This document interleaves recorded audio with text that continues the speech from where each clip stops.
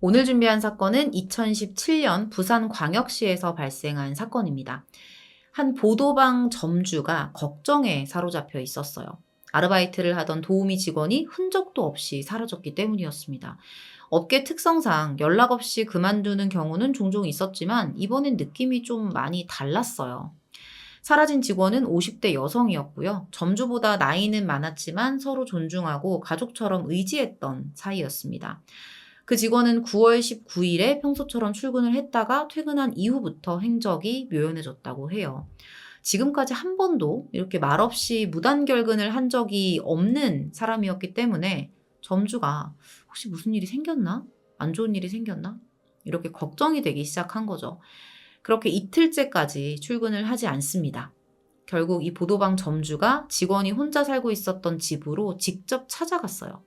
그런데 아무리 초인종을 누르고 문을 두드려 봐도 인기척이 없었던 거죠. 아무 소리도 들리지 않았던 거죠.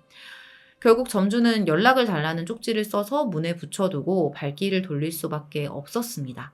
그리고 다음날 새벽 4시 35분에 이 점주에게 문자 한 통이 도착해요. 그 결근한 직원에게서 온 문자였습니다. 뭐라고 왔냐면 아들 면회 때문에 애아빠 만나고 할 일이 많고 해서 당분간 아무에게도 얘기 않고 쉬고 싶어. 바람 쐬러 감. 이런 문자. 그런데 이 문자를 받고 나서 이 점주가 오히려 더 걱정이 되고 의심이 되기 시작하는 거예요. 이 두 사람이 나이 차이가 좀 있었거든요. 근데도 서로 말을 놓은 적은 없었어요. 이상하죠. 이런 생각을 하면서 직원에게 전화를 걸어봤는데 이미 휴대전화는 꺼진 상태였습니다. 그렇게 불안함은 점점 더 커졌고요. 며칠 뒤 그 불안이 현실로 다가오기 시작해요. 당시에 실종 신고는 하지 않았었다고 합니다. 직원이 마지막으로 퇴근한 날짜가 9월 19일이었죠. 그로부터 일주일 뒤인 9월 26일 저녁에 112로 신고 전화 한 통이 걸려와요. 신고자는 부산항에서 낚시를 하던 낚시꾼이었는데 수상한 물체가 있다는 거예요. 낚시를 하고 있는데 바닷가에 이불더미가 들어있는 그런 상자를 봤다는 거죠. 그래서 호기심에 이게 뭐야 하면서 살짝 이불을 들춰봤는데 여기에 사람의 발이 있었다는 겁니다. 깜짝 놀라서 경찰에 신고를 했던 거고 현장에 경찰이 출동을 해요. 이불을 들춰봤더니 정말 그 안에 시신이 있었어요. 시신이 이불에 말려 있었습니다. 그렇게 말린 상태로 이사할 때 쓰는 바구니에 담겨 있었어요. 노란 바구니. 사망자는 여성이었고요. 편안한 외출복 차림이었어요. 그런데 이 현장에서는 시신의 신원을 확인할 수 있는 단서가 아무것도 없었습니다. 시신은 부패가 심했고요. 퉁퉁 불어 있어서 지문 채취도 어려웠죠. 유기된 지 꽤나 시간이 흐른 것처럼 보였습니다. 시신이 국과수로 옮겨지면서 지문 채취 작업이 진행됐고요. 무려 10시간의 노력 끝에 지문 채취에 성공합니다. 그렇게 확인된 시신의 신원은 50대 여성 오씨, 앞서 실종된 노래방 직원이었어요. 실종 일주일 만에 시신으로 발견이 됐던 거죠. 사인은 경부 압박 질식사였습니다. 누군가에게 목이 졸려 사망한 것으로 확인이 됐죠. 이 시신의 또 다른 특징은 얼굴과 몸 전체에 남아있는 멍자국들이었어요. 사망 이전에 정말 엄청난 폭행을 당한 것으로 보였다는 거죠. 그렇게 추정이 됐습니다. 그녀에게는 그냥 평범한 날인 것처럼 보였는데 그 일주일이라는 시간 동안 도대체 무슨 일을 겪었던 걸까? 수사에 착수한 경찰은 아주 신속하게 움직입니다. 모든 강력사건 수사가 그런 식으로 진행이 되겠지만, 신속하게 진행이 되겠지만, 이번 사건의 경우에는 좀 특수했어요. 시신이 발견된 시점이 역대급 황금 연휴를 앞두고 있던 시점이었던 거죠. 2017년에 연휴 정말 길었던 적이 있었거든요. 여러분 기억하실 것 같은데 저는 이때가 기억이 나요. 시신 발견일이 9월 26일 화요일이었고 그 주 토요일부터 임시공휴일, 개천절, 추석 연휴, 대체공휴일, 한글날 이렇게 쭈루룩 연달아 붙어 있었어요. 9월 30일부터 10월 9일까지. 무려 열흘간 이어지는 연휴였습니다. 근데 이게 왜 문제냐면 수사를 할 때 이제 통신 기록이나 CCTV 자료나 이런 것들 되게 신속하게 확보하는 게 중요하잖아요. 이거를 연휴 이전에 확보를 못하면 열흘 동안 그냥 경찰이 손을 놓고 있어야 되는 거예요. 그땐 다 쉬니까. 그리고 또 그 기간 동안 CCTV가 리셋될 가능성도 충분히 있는 거고요. 그것 때문에 경찰은 다른 때보다 더 빠르게 움직일 수밖에 없었습니다. 시신이 발견된 시간도 늦은 저녁이었기 때문에 사실상 수사팀에게 남은 시간은 수요일부터 금요일 딱 3일밖에 없었어요. 수사팀이 제일 먼저 향한 곳은 사망한 오 씨의 집이었습니다. 근데 집 안에 들어간 형사들이 뭔가 이상하다는 걸 느껴요. 방금 청소를 해놓고 금방 외출한 것처럼 집안이 너무 깨끗했던 거죠. 누군가 집을 뒤졌다거나 강제 침입한 흔적도 전혀 없었습니다. 피해자의 집에서도 휴대폰이나 지갑 이런 것들은 보이지 않았어요. 여기가 사건 현장이 아닌가? 이런 의심이 들던 그때 안방에 들어간 형사들의 눈에 뭔가가 들어옵니다. 침대에 이 침대포가 없는 거예요. 이걸 형사가 포착하게 된 거죠. 형사들은 과학수사팀에 긴급 지원 요청을 했어요. 그렇게 피해자 오 씨의 집 전반에 걸친 감식이 진행됐고요. 너무나도 깨끗해서 눈에 보이지 않았던 증거들이 하나둘씩 모습을 드러내기 시작합니다. 안방 침대 좌측 부분에서 낙하혈흔이 발견됐고요. 안방 곳곳에 문지르거나 닦아낸 아주 미세한 접촉혈흔들이 발견돼요. 폭행을 당하면서 흘린 혈흔으로 추정이 됐습니다. 이렇게 범행 장소는 피해자의 집인 것으로 드러났죠.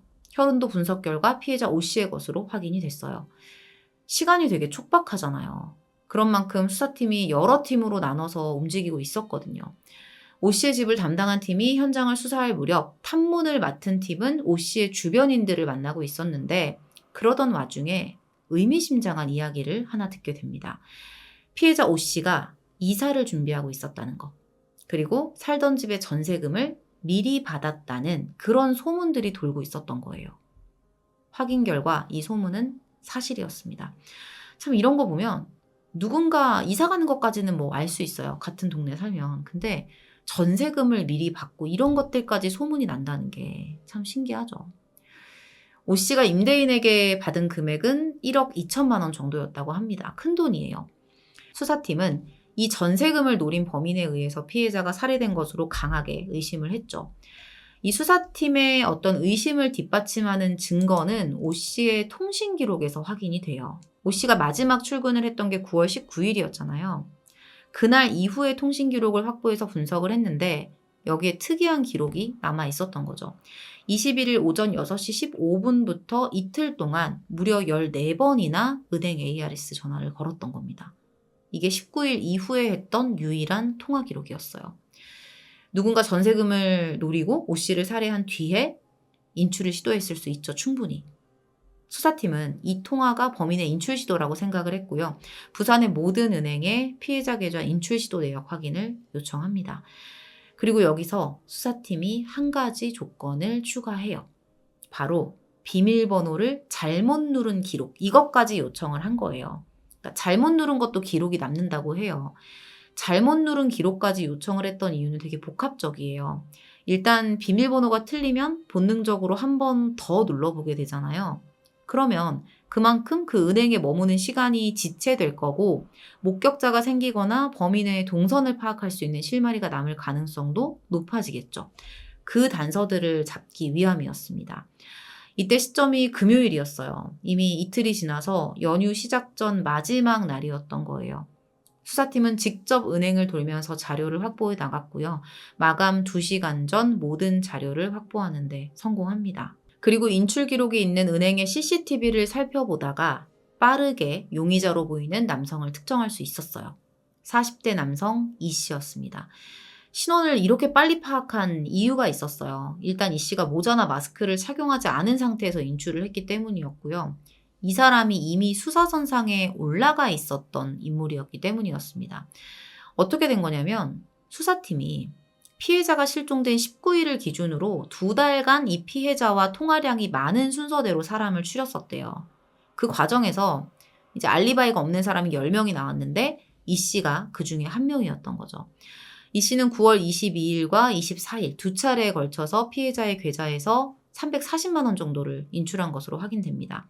그런데 CCTV 분석 결과 이 씨가 혼자가 아닌 거예요.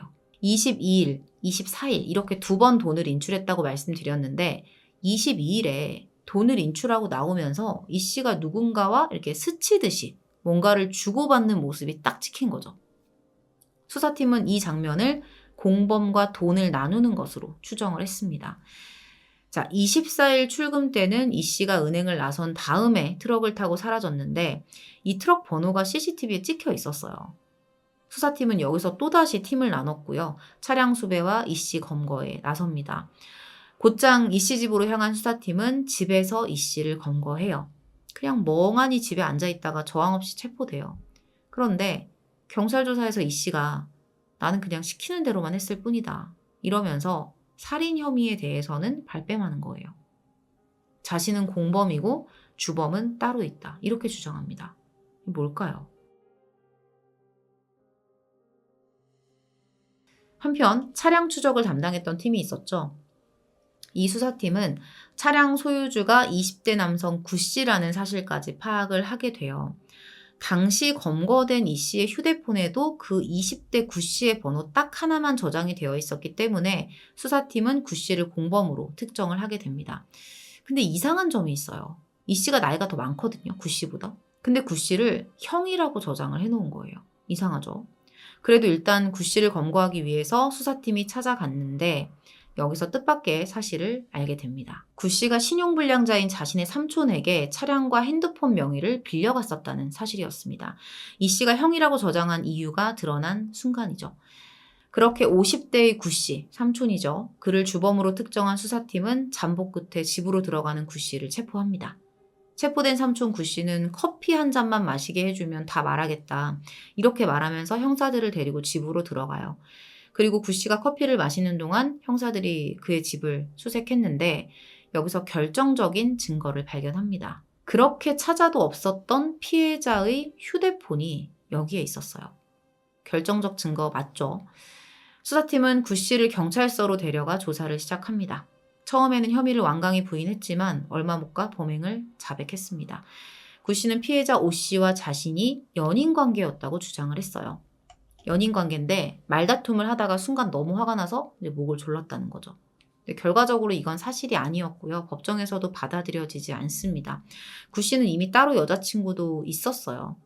지금부터는 판결문에 기재된 동기와 경위를 토대로 이 사건에 대해서 설명을 해드릴게요. 피해자는 이미 사망했기 때문에 이런 사건들에 대한 진술 내용은 사실 피의자 입장에서 쓰여진 내용이 다수 포함되어 있다는 걸 기억하고 봐주시면 되겠습니다. 주범 50대 구 씨는 주택 인테리어 공사 현장에서 일하는 일용직 노동자였어요. 당시에 신용불량 상태였습니다. 여러 캐피탈과 대부업체에서 빌린 4,900만 원의 채무를 변제하지 못하고 있었거든요. 뿐만 아니라 지인들에게도 돈을 빌려 썼어요. 용도는 생활비도 있었지만 사실 도박 자금으로 많이 썼습니다. 그런 돈이 약 500만 원. 본인이 스스로의 형편을 그렇게 만든 거지만 어쨌든 극심한 경제적 어려움을 겪고 있는 상황이었죠. 그러다가 2017년 5월경에 이제 구 씨가 노래방에 가요. 여기서 도우미로 일하고 있었던 56세의 피해자 오 씨를 처음으로 만나게 된 거죠. 이후에 지속적으로 연락을 주고받으면서 가깝게 지내다가 7월경에 오 씨로부터 이사갈 주택을 좀 알아봐 달라는 부탁을 받았다고 합니다. 구 씨는 그렇게 오 씨와 함께 주택을 보러 다니면서 매수 계약을 도와주기 시작해요. 근데 그 과정에서 오 씨가 9월 19일에 전세보증금을 미리 반환받는다라는 사실을 알게 된 거죠. 그때 오 씨를 살해하고 보증금을 빼앗기로 마음먹습니다. 9월 20일 새벽 1시 40분경 구 씨는 부산 동래구에 위치한 노래방에서 피해자 오 씨를 불러냈고요. 함께 시간을 보냅니다. 그리고 4시 20분경에 피해자와 함께 피해자의 집으로 향했죠. 그런데 집에 들어서자마자 구 씨가 돌변해요. 안방에서 피해자의 전신을 때려서 반항을 못하게 했고요. 카드와 통장을 챙기고 이후에도 무자비한 폭행을 이어나갑니다. 비밀번호 알아내려고 그런 거예요. 이 폭행이 정말 긴 시간 지속이 됐어요. 사망 추정 시간인 11시 전후까지 무려 7시간 동안이나 이어졌다고 합니다. 그렇게 모든 비밀번호를 받아낸 구 씨는 곧장 피해자를 목졸라 살해합니다. 도대체 정말 그놈의 돈이 뭐라고 사람을 죽이냐고요. 구 씨는 피해자의 금목걸이, 금팔찌, 보험 증서, 휴대폰을 챙겼고요. 바로 시신유기를 준비해요. 피해자 집에 이제 이삿짐 운반할 때 쓰는 노란 바구니가 있었어요. 구 씨는 거기에 침대볼을 깔았고요. 그 안에 시신을 넣습니다. 위에다가 이불을 덮어놔요. 그리고 나서 이거를 옮기기 위해서 이 씨를 불렀던 거죠. 아까 돈 뽑았던 그 사람 있죠. 사실 구 씨는 이 씨에게는 사건 보름 전부터, 그러니까 범행 보름 전부터 얘기를 좀 해놨었대요. 근데 뭐 직접적으로 나랑 같이 시신을 옮기자 이렇게 말을 하지는 않았었고, 뭐 지인이 있는데 지인 개가 몇 마리가 좀 죽을 것 같으니까 조만간 같이 좀 처리를 해달라. 내가 조만간 너 부를 테니까 좀 와라. 이렇게 말을 했었던 거예요. 평소에 이 씨가 구 씨한테 종종 이제 일거리를 좀 받아서 돈도 받고 그랬던 적이 있어서 이 씨는 그냥 그렇게 생각을 하고 연락을 받고 나갔다고 합니다. 지금까지의 내용을 들어보면 계획적인 범행 정황이 분명히 드러나죠. 보름 전부터 이미 이 범행의 뒤처리를 할 계획까지 미리 생각을 하고 있었으니까요.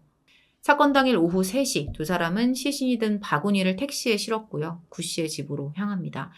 일단 욕실에 바구니를 옮겨놨고 시신을 강에 유기하기로 마음을 먹고 저녁이 되기를 기다려요. 24일 새벽 2시경 구 씨는 다시 이 씨를 불러서 트럭에 노란 바구니를 실었고요. 남구에 있는 일명 썩은 달이라는 곳으로 향합니다. 여기가 비가 오면 상류에서 이제 쓰레기가 내려오는 곳이래요. 악취가 되게 심한 곳이라고 합니다. 이렇게 썩은 다리에 도착한 두 사람은 주변에 인적이 없음을 확인하고 노란 바구니를 강에 던져버려요. 나중에 조사받으면서 이 씨가 그랬대요. 이거를 던질 때 이게 개가 아닐 수도 있겠다. 이런 생각을 했었다고 합니다. 차마 그걸 열어볼 수는 없었을까요? 그런 용기가 없었을까요? 내가 이 안에 사람이 들어있다는 사실을 알게 되면, 그러니까 내가 알고 있다는 걸 그 사람이 알게 되면 과연 내 목숨은 여기서 지금 무사할까?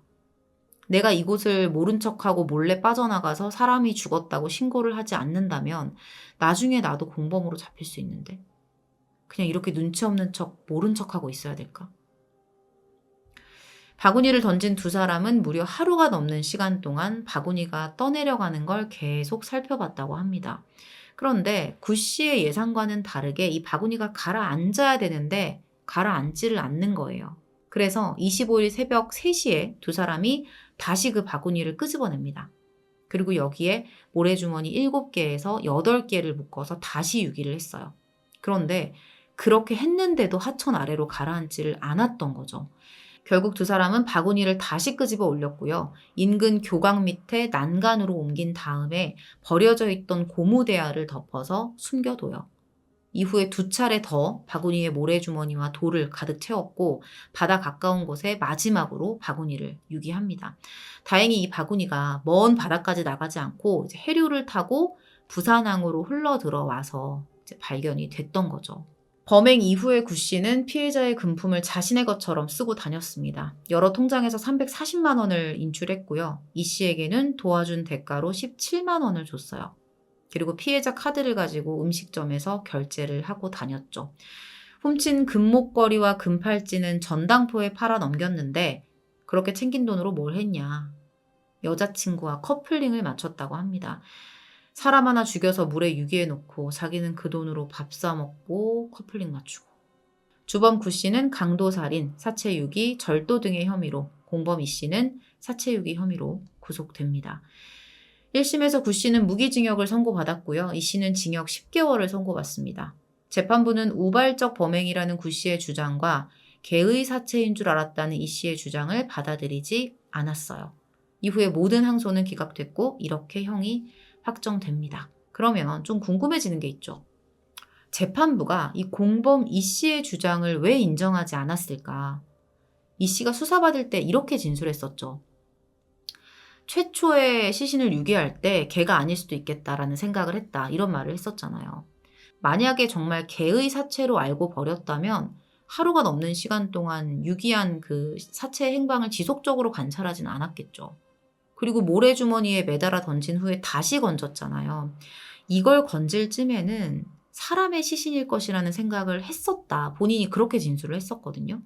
그래서 재판부가 이 씨의 주장을 인정하지 않았던 겁니다. 자, 그러면 구 씨가 진짜 노렸던 건 그 몇백만 원이 아니었어요. 전세금이었잖아요. 그 돈은 어떻게 됐을까요? 그걸 노린 거니까. 판결문에는 이게 궁극적인 범행 동기였는데도 이 전세금의 행방에 대한 내용은 없었습니다. 결론적으로 구 씨는 피해자의 전세금을 손에 넣지 못했어요. 그러니까 7시간 동안 정말 그 엄청난 폭행을 당하면서도 피해자가 전세금이 있는 통장만큼은 계속 틀린 비밀번호를 말해줬었던 거죠. 다른 카드나 뭐 통장은 맞는 비밀번호를 알려주면서도 전세금은 끝까지 지켰던 거예요, 이분이. 이 씨가 전세금을 이제 비밀번호를 받아서 전세금을 인출하러 갔는데 비밀번호를 계속 틀리니까 이제 거래 정지를 당한 거예요. 그제야 이제 틀린 비번이었구나. 이런 사실을 알게 된 구 씨가 정말 온갖 쌍욕을 하면서 분노했다고 합니다. 그 정도로 오랜 시간 맞고 있었으면 사실 피해자 입장에서는 사실 내가 이제 죽을 수 있다라는 생각을 분명히 했을 거예요. 어쩌면 돈의 주인인 내가 죽으면 그 돈도 나한테는 의미가 없는 거거든요. 그런데도 왜 끝까지 전세금을 지키려고 했을까?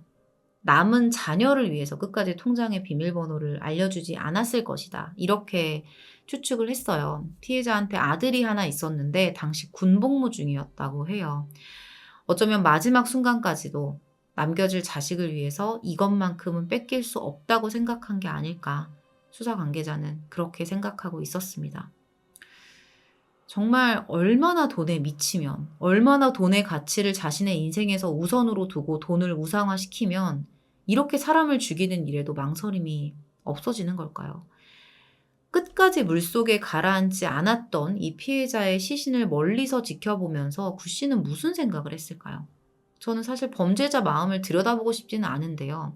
이 모든 범죄 행각들을 보면 마지막까지도 이런 생각을 했을 것 같아요. 가라앉지 않는 그 바구니를 보면서 비밀번호 알아냈어야 되는데 너무 빨리 죽였나? 처음부터 제대로 물어봤어야 되는데 왜 이렇게 안 가라앉냐? 나 집에 언제 가냐? 이런 생각으로 그녀의 시신을 바라보고 있지 않았을까? 그런 생각을 하게 됐습니다. 오늘은 2017년 부산에서 발생한 사건을 전해드렸습니다. 긴 시간 시청해주셔서 감사합니다.